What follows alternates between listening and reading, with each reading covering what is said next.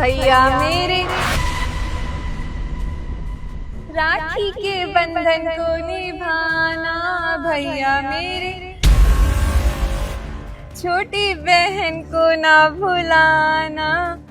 लीजिए पकड़िए थाली, लाइए अपना हाथ दीजिए।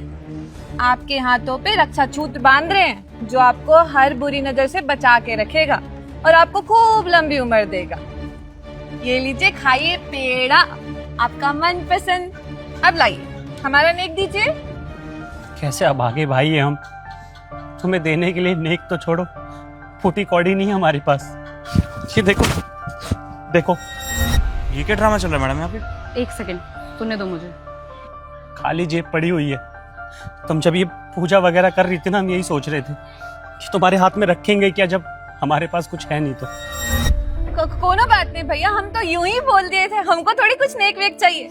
अरे वो रिवाज है ना, जब बहन भाई की कलाई पे राखी बांधती है तो भाई नेक देता है, तो हम तो इसीलिए बोल दिए थे। लेकिन हमारे लिए तो नेक वही है कि आप स्वस्थ रहे, तंदुरुस्त रहे, आप सही सलामत है तो हम खुश है। हम तो यही मजाक में बोल दिए थे। छोड़िए ना सब बातें, हम गांव से किसके लिए आए हैं? आपके लिए आए हैं ना, आपके लिए, भाभी के लिए, मुन्नी के लिए। आप लोग सुख समृद्ध रहेंगे तो हम भी खुश रहेंगे। हमको नहीं चाहिए नेक वेक। बहन तू समझ ही नहीं रही है, तूने ये राखी बांधी है मुझे, फिर कर्तव्य बनता है भाई का, लेकिन हम तो कोई कर्तव्य नहीं निभा पा रहे तुम्हारे लिए। तुम्हारे शादी में भी कुछ नहीं कर पाए, बच्चा होने पे भी कुछ नहीं कर पाए, और आज भी कुछ नहीं कर पा रहे। और सच में बहुत दिल होता है कि तुम्हें कुछ दें, तुम्हारे लिए कुछ करें, कोई तोहफा दें, पर तू जानती है ना, तेरे भाभी की तबीयत खराब रहती है, मम्मी की भी तबीयत खराब रहती है, हमें सबका ध्यान रखना पड़ता है, पैसा बचता ही नहीं है। और ऊपर से ये मेहनत मजदूरी वाला काम, इसमें कभी काम होता है कभी नहीं होता है। आज 3 दिन बाद जाके काम मिला है, उसमें भी अभी हम काम करने आए हैं।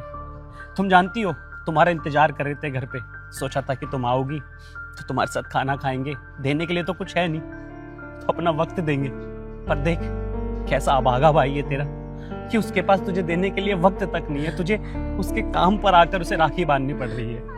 भैया आप ऐसा काहे बोलते हैं? अरे का कुछ नहीं किया आपने हमारे लिए, हमारी शादी इतने बड़े घर में करी है, कितना कुछ किया है हमारे लिए, और कहते कि हम कुछ नहीं कर पाए। नहीं भैया, आप जितना कुछ किए हैं ना हमारे लिए, कोई भाई इतना नहीं किया होगा अपनी बहन के लिए। और कहा हो गया अगर हम यहाँ आ गए तो अच्छा है ना, देख भी लिए कि आप कहाँ काम करते हैं। वो तो भाभी हमको बता दी यहाँ का एड्रेस ना, आप बता रहे थे, आप तो बिल्कुल नहीं बता रहे थे हमको एड्रेस। हम रक्षाबंधन में आपसे मिलने आ गए, इससे बड़ी कोई बात है? पिछले साल आप नहीं आए थे तो हमारा बहुत दिल दुखा था, हम राखी नहीं बांधे थे। आपको मालूम है ना, इकलौते भाई हैं आप हमारे।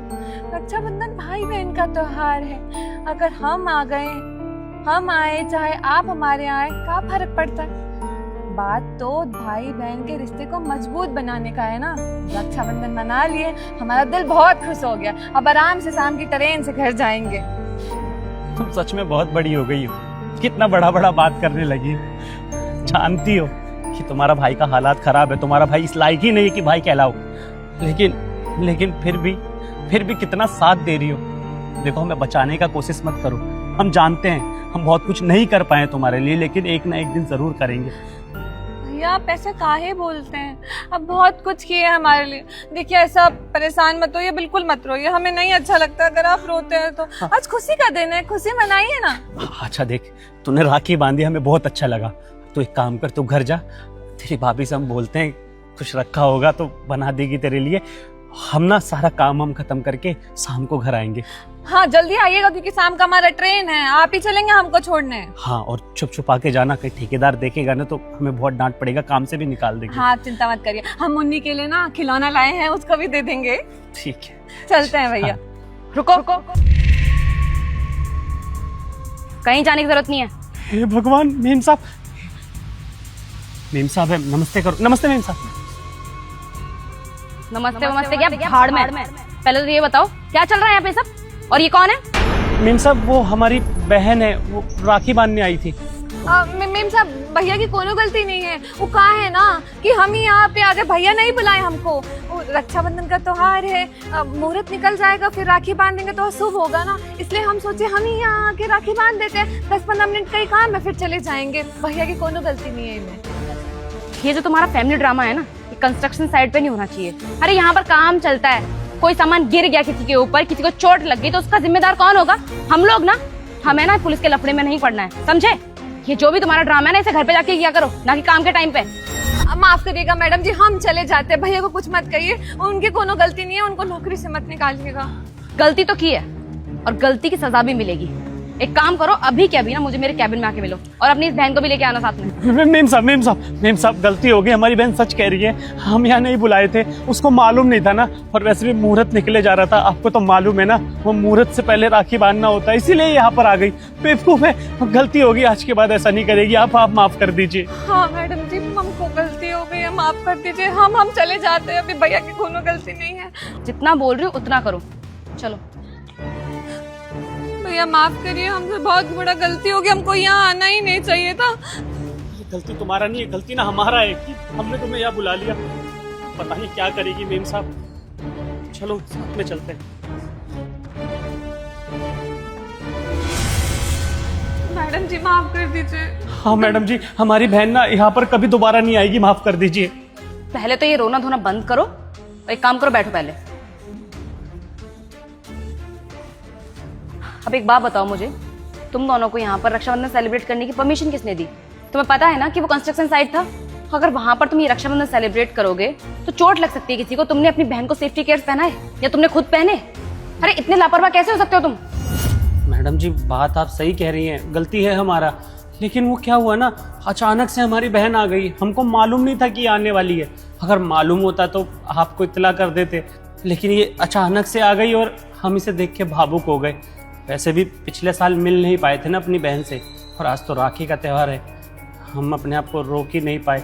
और फिर ये बोली कि भैया हम तुरंत ही राखी बांध के चले जाएंगे, तो हमें लगा इतनी देर में तो किसी को कुछ पता ही नहीं चलेगा, पर गलती हो गया हमसे। मैडम जी हम क्या करें, पूरा 1 साल हो गया भैया से नहीं मिले थे। पिछला राखी में भैया नहीं आ पाए थे, तो इसलिए इस बार हम अपने पति से कह के टिकट बुक करा लिए थे, पर हम शाम में चले जाएंगे। हम मुहूर्त के समय पे राखी बांधना चाहते थे भैया को, यही लिए यहाँ पर आ गए। माफ कर दीजिए, गलती हो गया, भैया को नौकरी से मत निकालिएगा। अरे मैंने राखी सेलिब्रेट करने के लिए मना नहीं किया, मैं बस इतना बोलना चाहती हूँ कि तुम राखी सेलिब्रेट कर कैसे रहे हो?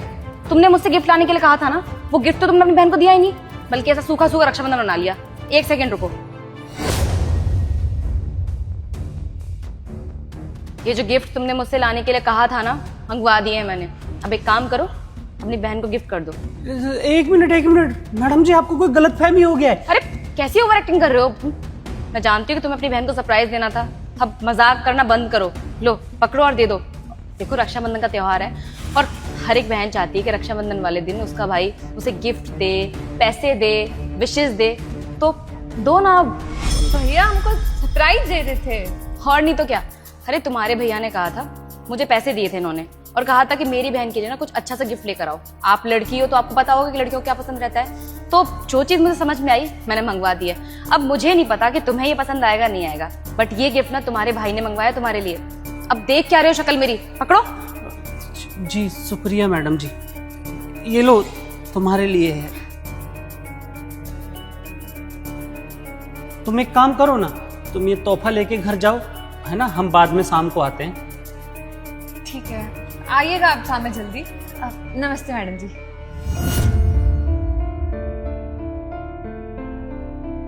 मैडम जी ये क्या मजाक कर रही हैं आप हमारे साथ? इतना महंगा तोहफा हम आपसे कब मंगवाए, और पैसा, इतना सारा पैसा ये हमारा नहीं है। ये तुम्हारा ही है। आज जब मैंने तुम दोनों भाई बहन को साथ में देखा ना, तो मुझे अपने भाई की बहुत याद आई। बचपन में जब मैं भी छोटी थी ना, तो अपने भाई से गिफ्ट्स मांगा करती थी, लेकिन मेरा भाई उस वक्त सक्षम नहीं था।